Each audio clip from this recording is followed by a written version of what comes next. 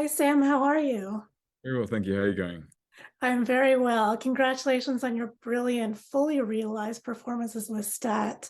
Oh, I thank think you. he's unlike any character you've ever played before. And I know Yeah. you put so much care and dedication and work and research. You took language lessons, I think piano lessons. I know you really cared about this performance. So tell me about some of your favorite scenes to play. Um, yeah, I guess they're all sort of my favorite in a way because they're also fantastically written. I just couldn't really process sometimes when I read the script for the first time, I couldn't process how well Roland had integrated this character that Anne Rice created into this sort of new adaptation of it. But yeah, I really loved that very first scene when Louis and Lestat meet for the first time. We It was actually shortened. It was a bit longer than how we actually ended up seeing it in the show. But you know, yeah, I really loved the sort of delicate language and the delicate dance that Lestat does, where he's really trying to come across um at least a little bit human. He's and the same sequence happens again in that same the first episode with his family, with Louis's family. And this is a very powerful primordial vampire who has primordial blood in him, who has the capacity for real destruction, um trying to be human and trying to sort of put himself on an equal footing with the man who he loves and who he wants to love back. And I just thought that was really beautifully executed by Roland in his script in that. And then that's sort of like,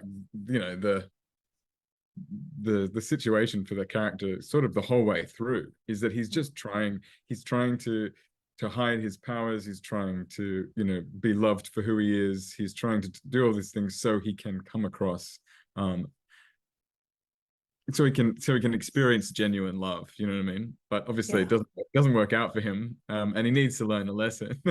He needs to learn a lesson, and he needs to progress. Yeah, so Just a little bit.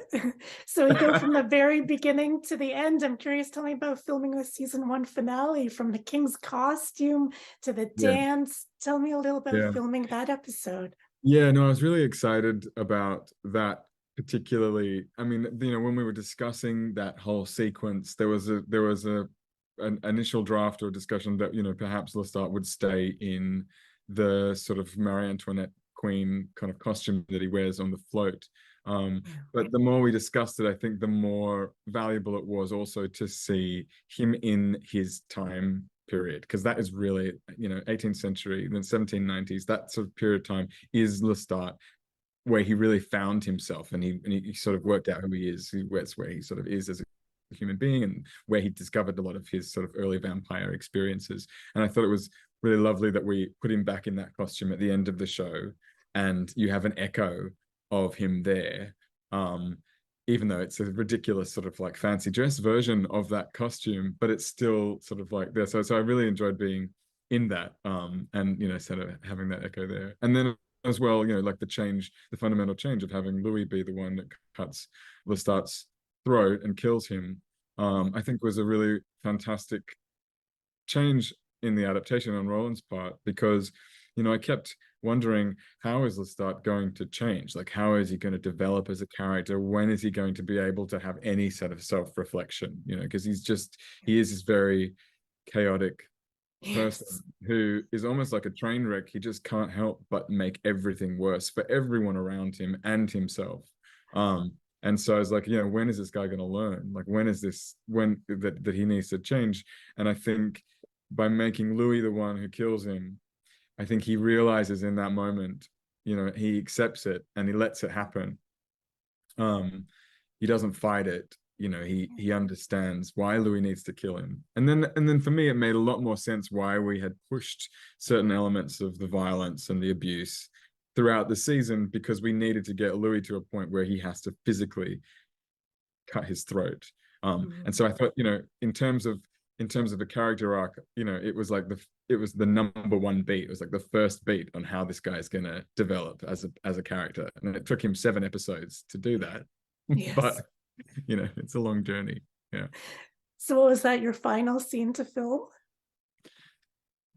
No, actually, no, it wasn't. No, the we shot that over 2 weeks towards the end, the death sequence. But actually, my final scene to film was a scene from episode 6, where Louis and Lestat are sharing a coffin, and they're back in a sort of in a loving capacity with one another, operating in a loving capacity with one another. And we're talking about, I think they're talking about Claudia trying to, Louis trying to make amends between Claudia and Lestat. And so Yes. for me, the last scene of the season was sort of like, very romantically being closed into the coffin with Louis. So I think Lestat was happy about that. Yeah. Very nice. And so I imagine those family scenes, as it were, are very meaty as an actor, because the dynamics are constantly changing. And I love the interplay between the actors. So tell me about collaborating with Jacob and also with Bailey.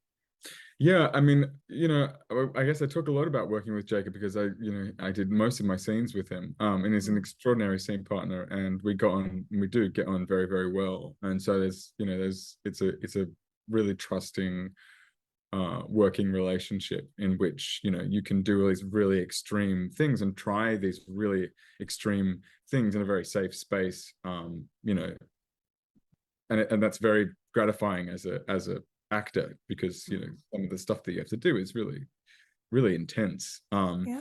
And it does serve the show for us to go as intense as we possibly can.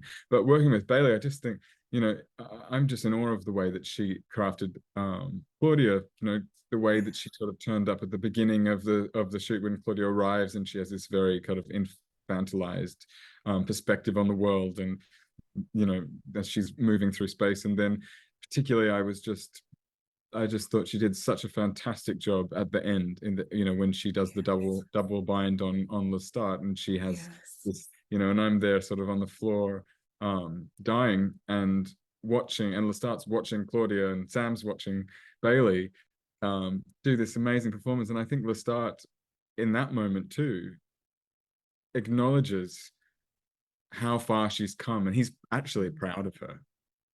I think he's watching her stomp Antoinette's head, and he's thinking, this is magnificent, and that's my daughter. Do you know what I mean? So I think I think actually proud of her, in a really messed up way.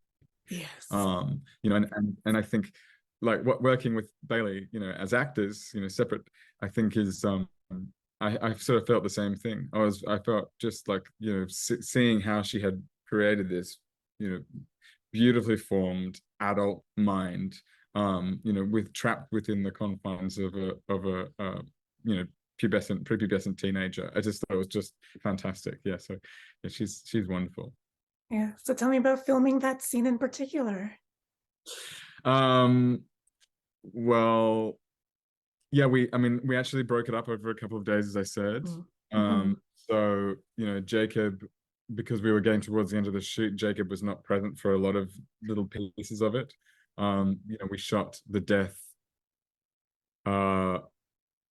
multiple times, because there's so many rigs that are involved with that many blood effects. And there was a long discussion about how much blood I would be vomiting as well, which I thought was very, very interesting, because when you start to work out how you kill a vampire, you can find yourself in a lot of potholes. Because originally, in the books, I guess it's more the fact that he's drinking dead blood that leads him to dying. But now what we're doing is we're subduing him enough for them to be able to kill him, or to overpower him in some way. And so therefore, we had to seed in all of this stuff from very early on, that you can get drunk off blood from people who have drunk too much. If you drink the blood of someone with cancer of the blood, it makes you feel sick. If you drink poisoned blood, you know, you're terribly ill. So Yeah. there's a lot of practical decisions that went into play, which were quite interesting. Um, but yeah, also, you know, the death sequence and that scene with Jacob, I think, you know, for me it was incredibly cathartic, because it's playing Lestat is a bit like watching a train wreck, you know, or Right. being on a train wreck where you're just seeing somebody just smash up everything that they care about every day, and every scene you're just making the worst decision that they could possibly make. um and and it was very gratifying to actually let him die, and let him acknowledge fault, um you know, and let him see that it, you know, play that beat for that character, that, you know, this might be the turning point for him, where he realizes that he's made an absolute shit show of every relationship and experience in his life in the Yes. past, and yet he's managed to get away from it relatively unscathed, apart from some psychological trauma. But this Right. one, he's actually been killed. He's actually died. Yes. Yeah, so I think, yeah, it was nice. It was a really, you know, it was a good full stop on that chapter of and that particular personality that Right. Lestat has. Yeah. Right, right. So now that the show is out into the world, the fan reaction has been huge. There's so much love for Lestat, for Lustat, the ship name. So tell me about Yeah. some of the reactions that really stayed with you or even surprised you. Um, I think I look, I understood, you know, I don't see that much of it, or I try not to, because, you know, I don't have any social media, but I tried to not look. Um, but I knew that there was quite a visceral reaction to episode 5, to the violence, the Yeah. domestic abuse, at the end of episode 5. And I knew that, you know, I knew this was going to be quite an extreme moment for people to process. Um, and and I think